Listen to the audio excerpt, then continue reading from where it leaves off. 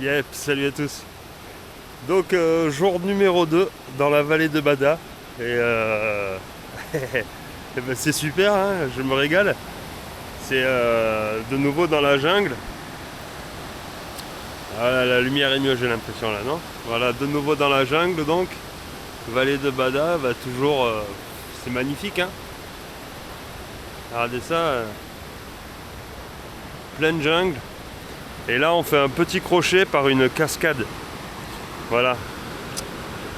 Donc bon, moi je suis impatient d'aller voir les mégalithes, mais il voulait m'amener voir la cascade, alors je lui fais confiance, ça doit être joli. Je vais faire attention à pas glisser parce que il y a toujours beaucoup de mousse et ouais, ça glisse quand même. La gamelle est facile, comme on dit. Et de bon matin, on se réveille tranquillou.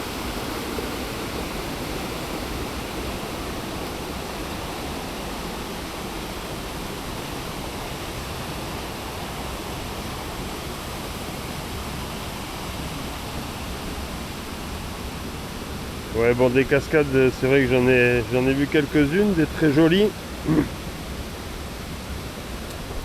Ouah, ouah. Ah bah voilà, ça y est, j'ai pris la...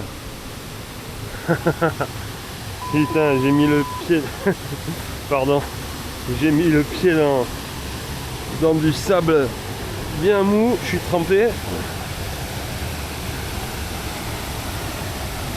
Ok.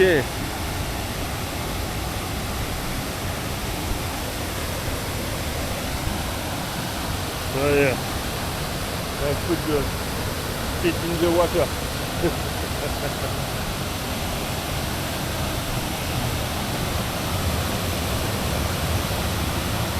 Ok, ouais, ça remue un peu là. C'est pas un coin pour se baigner. En tout cas, bah, en ce moment, il pleut tellement.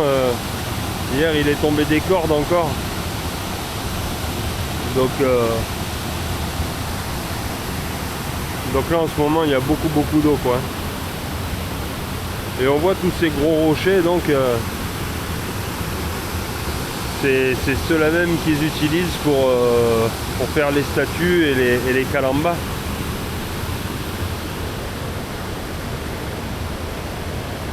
Des gros rochers comme ça, là. Voilà.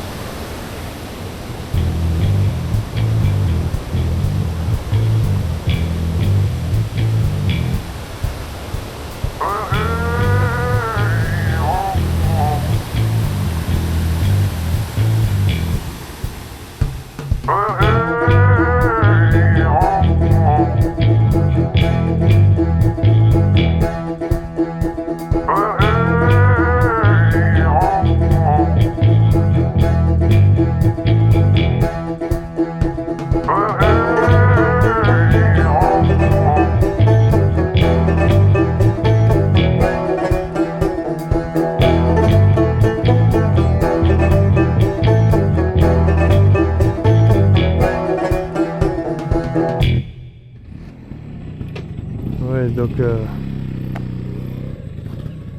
là, il est en train de me dire que donc ça c'est le plus gros mégalithe, hein, qu'il y a sur toutes les vallées là, des alentours, et que les gens viennent ici donc pour faire des vœux,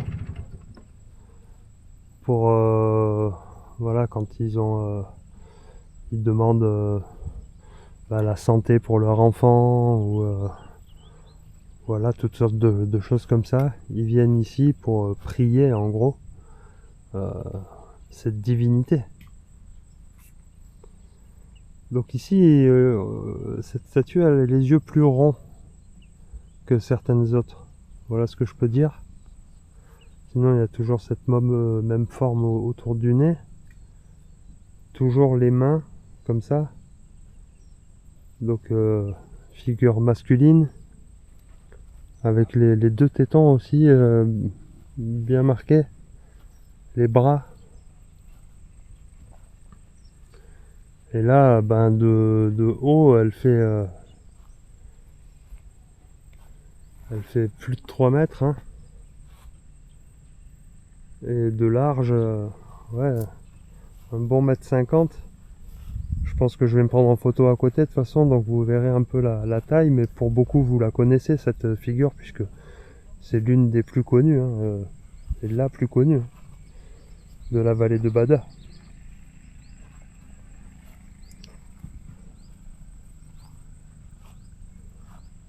Ah, c'est magnifique, hein.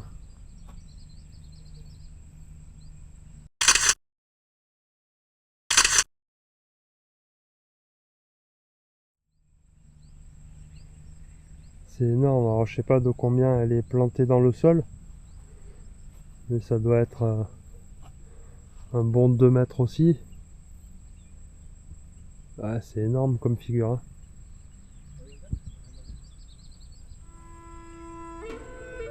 Donc là l'environnement autour, bah, c'est toujours pareil, on est à peu près, de toute façon on est dans la même vallée, donc c'est pareil.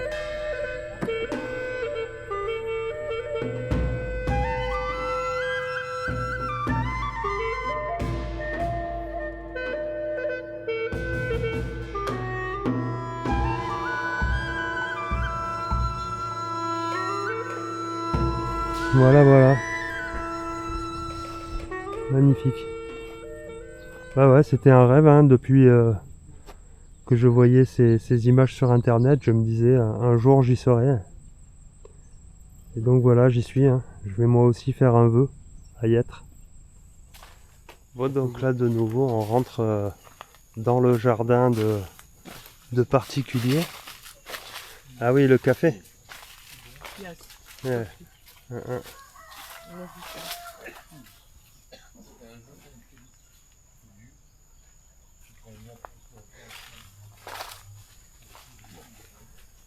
Ouais.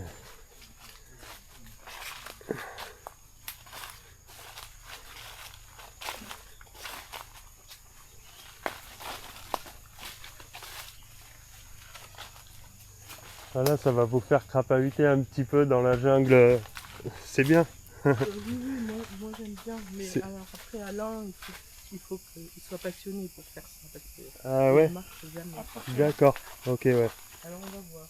D'accord. Merci.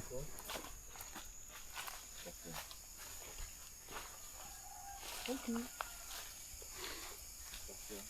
C'est magnifique, moi j'adore. Qu'est-ce que c'est beau. Je prends l'appareil photo, parce que moi je vais prendre les plantes évidemment. Chacun a son truc.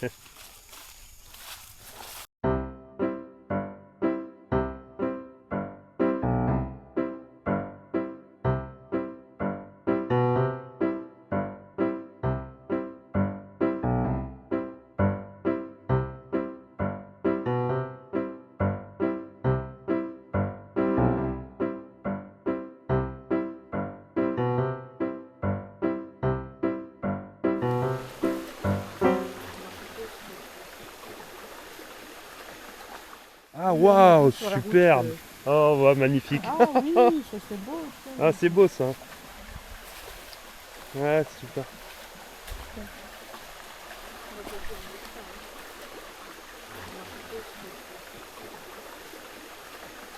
Ouais, je suis surpris qu'elle soit aussi importante, quoi. Costaud, grosse, hein. On en a vu des petites quand même.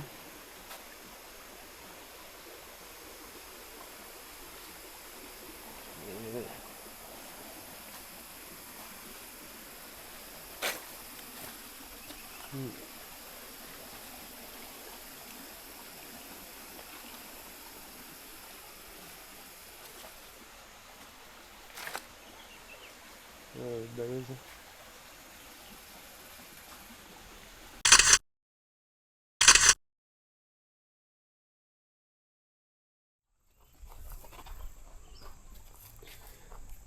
Bon, donc là on est juste à 200 mètres du mégalithe qu'on a vu juste avant.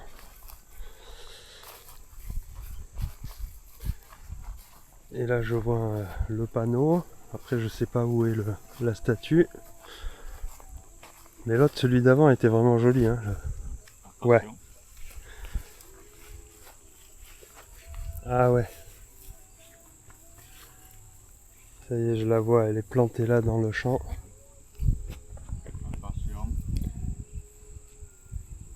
Il y a juste un petit trou là.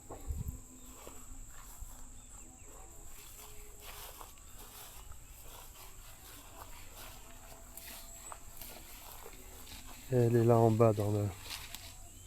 This avocado tree. Avocado? It's already 2 years. Ouais, Yeah. ouais, c'est celle-là. C'est sur la façade? Ouais, ouais, là. It's Là, c'est bon, on peut marcher. Elle est belle, hein? Oui. Et c'est quoi? C'est un truc qui en dépend, ça? Peut-être. C'est un granit, ça. Ouais, c'est une pierre aussi, hein, une rivière, là. Ah, c'est joli.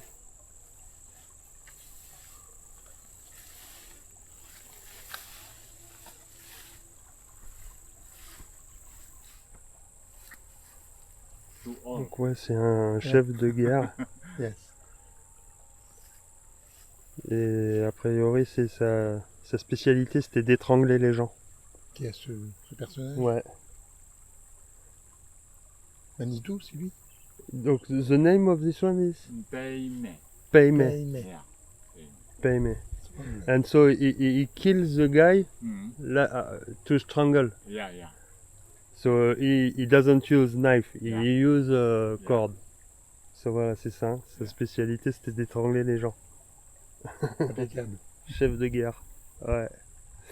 Mais ça me paraît... c'est bizarre parce que ça me paraît pas détruit ici. Bon, moi, je pense à une coiffe. Moi, je pense que ça a été sculpté comme ça. Je pense aussi. Parce que on voit pas là, vraiment... Par contre, elle est abîmée, bizarrement, parce qu'il y a comme des espèces de couches et sous-couches Ouais. qui sont... Ouais, la pierre, elle s'est effritée, non? Ouais. Oui, oui, bizarrement. Et... Pas que- Ouais, parce que... Là aussi, il a perdu de la couche et normalement, on voit les oreilles. Oui, là, il y en a une. Il y a une... Voilà, il y en a une de ce côté. Celle-là, elle est partie. Elle est partie, oui. Alors, je sais pas trop... Ouais. Donc là, de nouveau, on passe par la maison et le jardin de Jean, là, au bord de la route. Et on va voir la statue du singe. Alors, autant ce matin, il faisait un peu orageux, beaucoup de nuages, limite il faisait frais. Et là, il fait, mais, il fait 30 degrés au moins, facile. C'est midi, donc soleil au zénith, il fait très très chaud. L'humidité de la pluie d'hier soir aussi qui ressort du sol. Enfin, c'est waouh.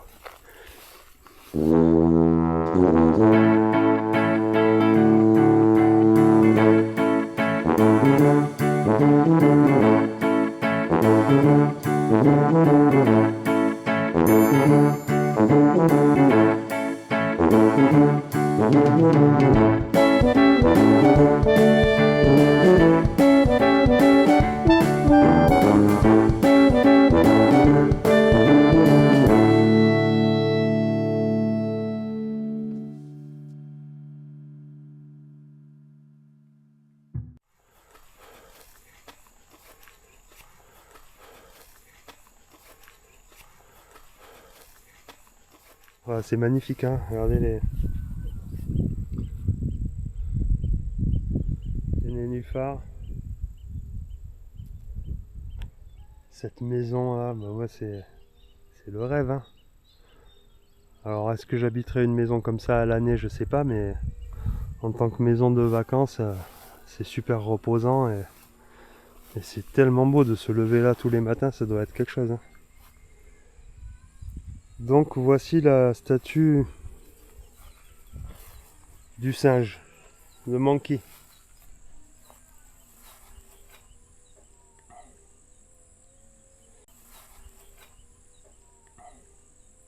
Yeah. Il y a un menton à celle-là. de statues, alors que les autres elles sont à plat sur la pierre. Celle-là elle est plus en relief.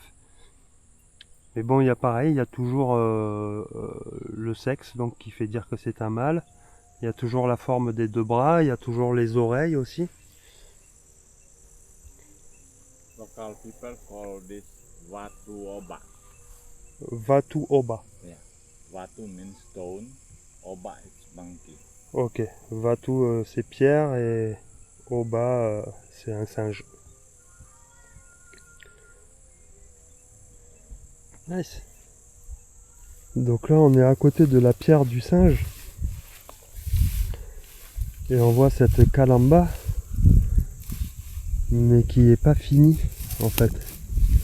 Ils étaient en train de la creuser. And maybe they stop it because it broke. Yeah, I think. Et là la pierre elle a cassé. Et donc du coup à mon avis c'est ça, ils ont arrêté de la creuser parce que ils ont cassé un bord quoi. Mais c'est une grosse, hein, elle est grosse celle-là.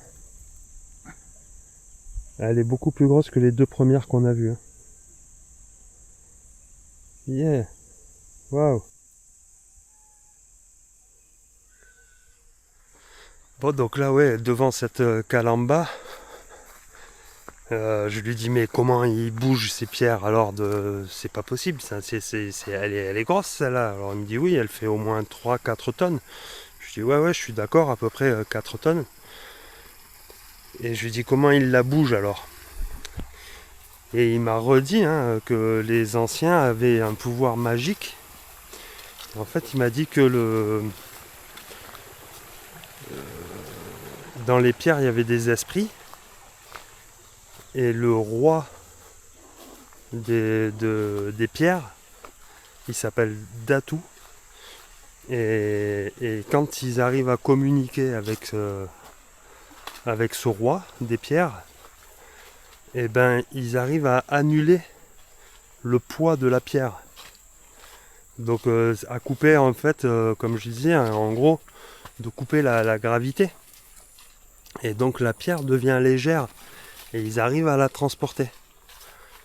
Donc voilà, ici aussi, loin de tout, sur une île, où ils sont coupés de beaucoup d'informations par rapport à nous. Ils n'ont pas appris ça dans des livres, ils n'ont pas vu ça à la télévision, ils n'ont pas appris ça d'autres chercheurs. C'est du savoir qui s'échange de génération en génération. Et ils parlent bien de la même chose que nous, que certains d'entre nous. On ne bouge pas des pierres juste avec des cordes et des choses comme ça. Il y a les esprits de ces pierres, les esprits de la nature qui peuvent aider l'homme à transporter ces pierres-là à certains endroits pour, voilà, tout simplement. Communication entre les hommes et les esprits et des pierres et de la nature. Voilà, super intéressant, je suis content. Bon bah donc là on est parti pour une demi-heure de marche. Et je crois qu'on va voir les jarres. Je crois que c'est ça. Donc on va voir, surprise. Toujours au milieu des plantations de cacao.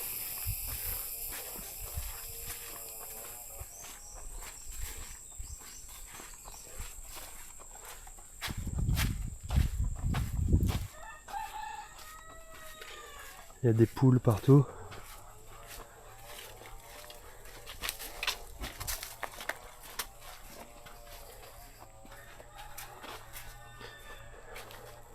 Ah, c'est trop bien.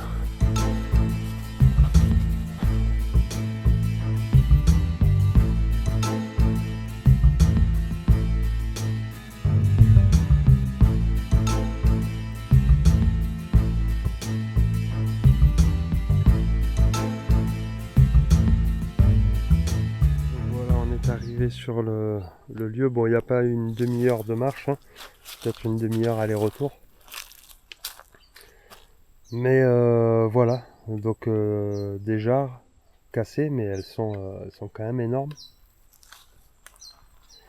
Alors je sais pas, toujours pareil, il n'y a pas le... Peut-être je vais me mettre à côté pour que vous voyez la taille du truc. Mais là le couvercle il fait plus d'1,50 m de diamètre.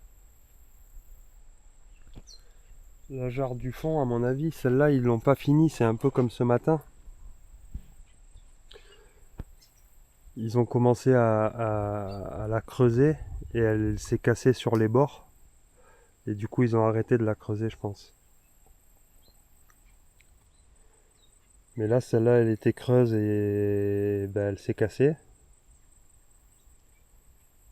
Et celle-là aussi s'est cassée, mais il y a le couvercle quoi. Et je pense que c'est... Ouais. Donc ça c'est l'intérieur du couvercle avec le rebord. Pour fermer la jarre. Et habituellement sur le couvercle il y a des fois des... Enfin je sais qu'il y a des jarres avec des lézards dessus dessinés. Pardon, hein, je renifle un peu, mais entre l'humidité, la pluie, la chaleur... Ouais, j'ai un peu mal à la tête aussi. Ouais. Voilà.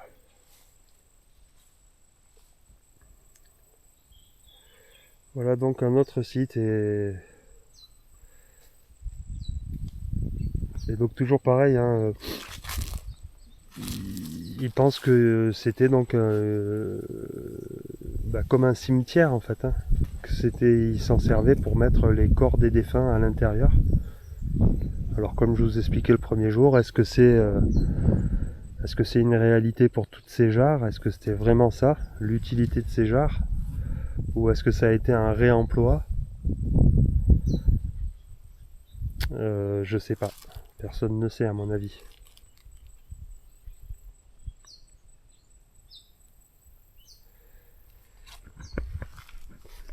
Mais là sinon ouais, donc ils viennent m'expliquer une autre histoire avec ce coup de magie où les gens peuvent transporter des choses très lourdes.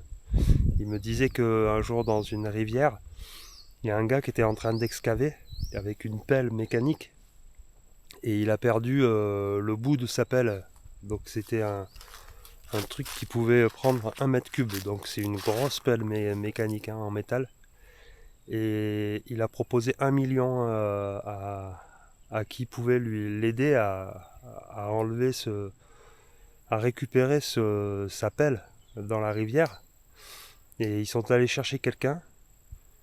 Et cette personne est arrivée sur la pelle et a pris la pelle à 2 mains, l'a mis sur son dos et l'a sorti de la rivière.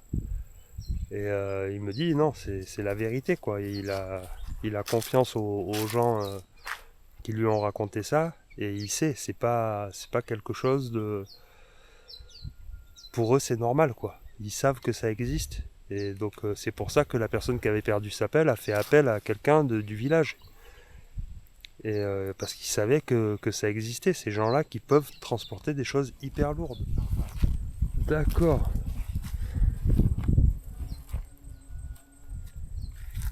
Ah ouais, donc là on va voir plusieurs jarres en fait. Je savais pas trop, hein, je découvre au fur et à mesure. Mais là ouais, il me dit non, il y en a plusieurs là, on va en voir 3 ou 4 là.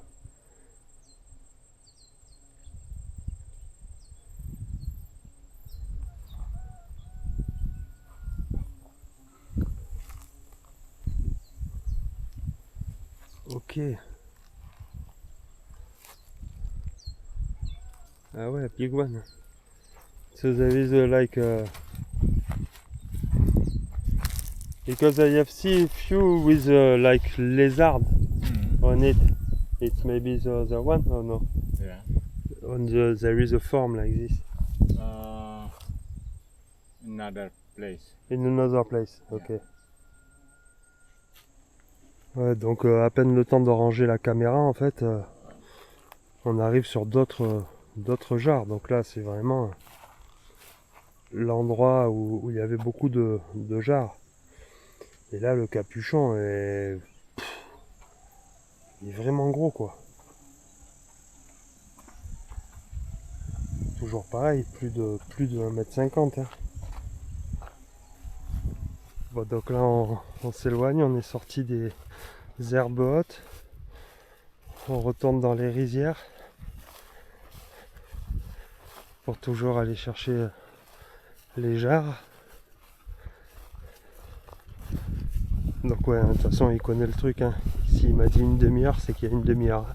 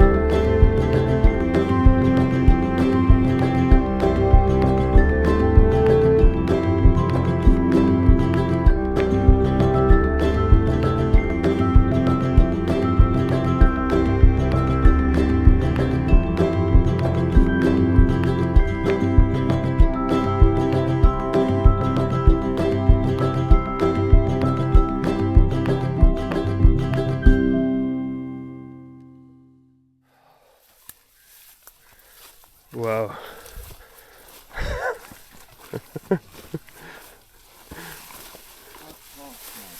Yeah, very hot.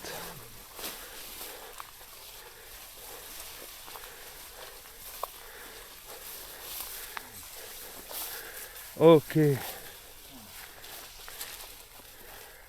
Oh yes. Yes, it's very hot. Whew. A statue. Ah, après je vais faire pareil, je vais me mettre à l'ombre. Oh wow. Ok.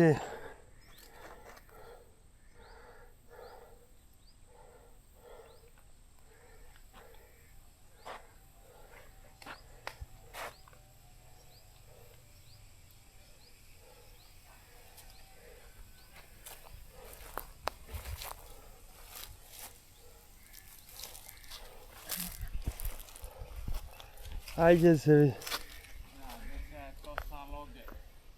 this one, yeah.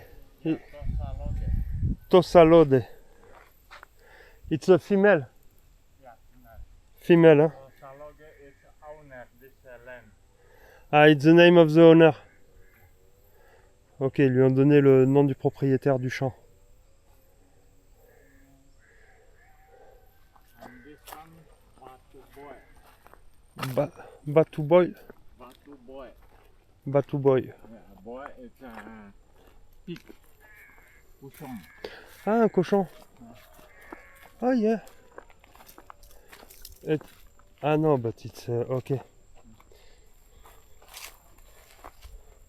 Je savais que de profil c'était la face d'un cochon, mais non, c'est toujours une statue.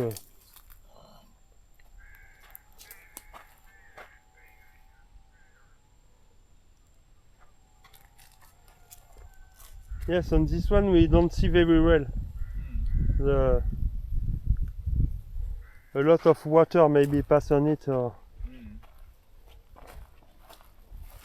Oh, This is a jar, yeah. calamba, Wow, already broken. il fait très très chaud là, on brûle au soleil. Elle est grosse celle-là aussi déjà. Hein.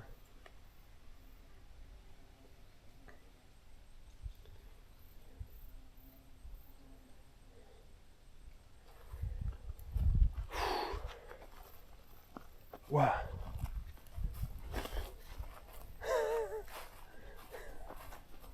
Oh, pète de chaud.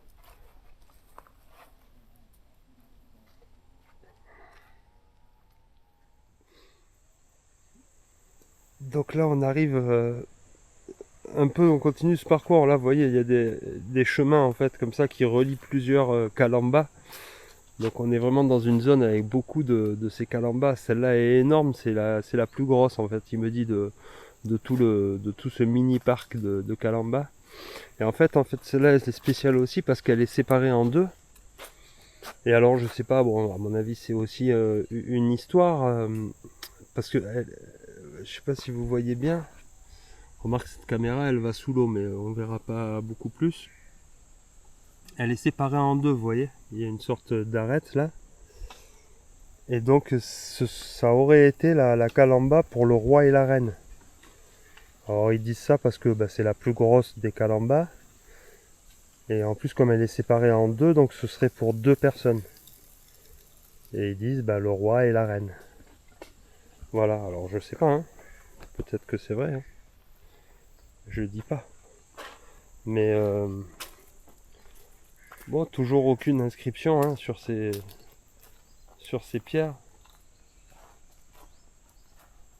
Et elle est vraiment grande. Elle fait presque 1,50 m de haut. Bon, et dans ce parc de calambas, on en a vu quand même beaucoup. Et puis je vois qu'il y en a encore une derrière là-bas. I see there is another one here.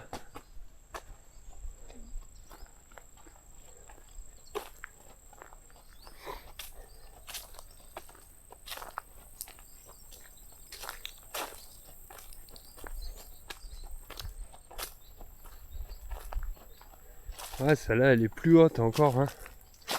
Celle-là, elle fait presque ma taille et en plus, elle est enfoncée dans le sol. Donc, elle fait 1,60 m de haut, celle-là. Un peu plus petite que ma taille. Elle est remplie d'eau. Mais c'est un beau bébé, là, encore. Hein.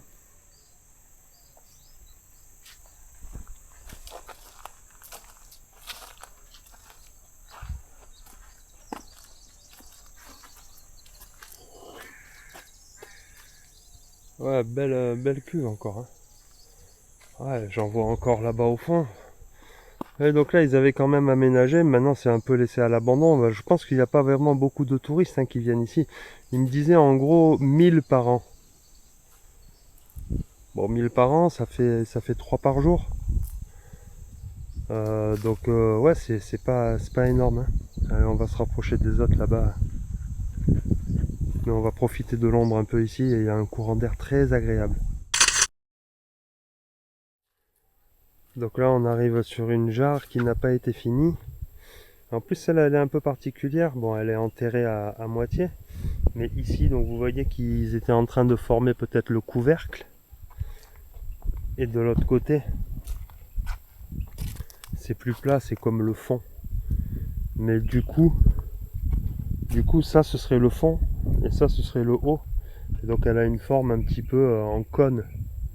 Voilà, pour l'instant j'en ai vu elles étaient à peu près droites, vous voyez ce que je veux dire, comme un tube. Mais celle-là elle est plus en cône. Et c'est un projet inachevé. Donc peut-être que la personne n'a pas été payée, ou peut-être qu'ils sont venus à court de budget, ou peut-être il me dit que la personne s'est fait attaquer et il a abandonné le projet, ou que le terrain a changé de propriétaire. En gros, les ennemis ont pris le terrain et il y a eu des projets abandonnés. Et ouais, c'était toute une époque, hein. Ici, avant, il y avait des milliers de buffles et des villages qui se faisaient la guerre, et puis c'était la pleine jungle, hein.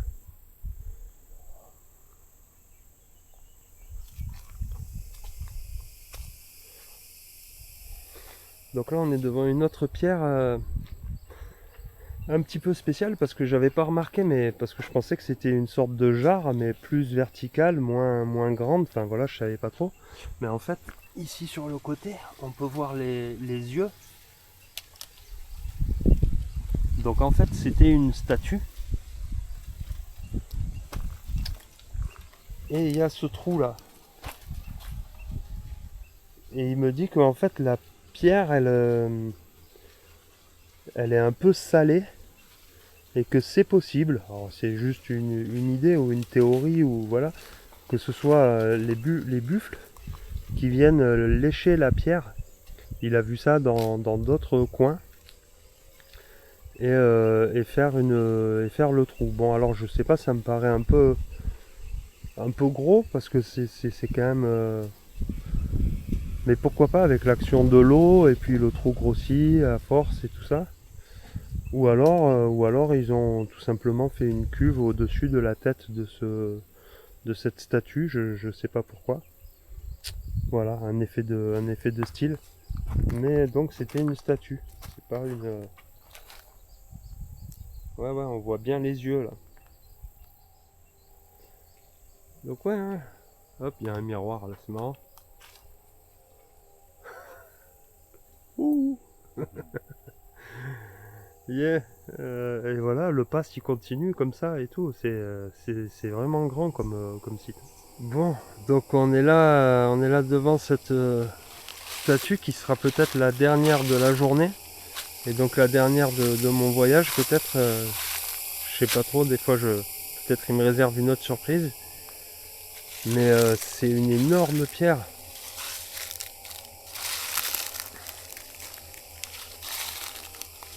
Elle fait bien 4 mètres, hein, facile. Hein. Et donc il l'appelle l'homme endormi, en fait, hein, parce qu'elle est sur le dos.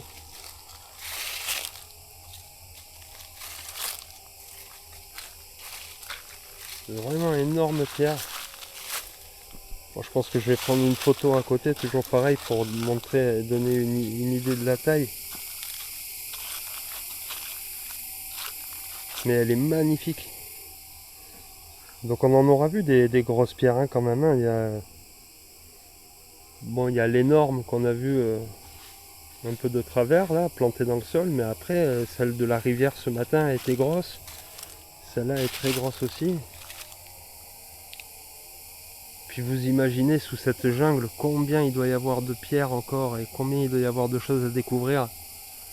Incroyable. Hein. Donc ouais, ça aurait été vraiment une super expérience. Je le redis encore, mais j'espère revenir ici et faire découvrir ça peut-être à d'autres personnes, et rester peut-être encore même quelques jours de plus pour peut-être apprendre encore plus au niveau des traditions aussi, rencontrer des gens, des anciens peut-être, pour parler encore plus de leurs traditions, de leur pouvoir, de tout, des plantes médicinales. Il y a tellement de choses intéressantes à découvrir ici. C'est vraiment un super voyage.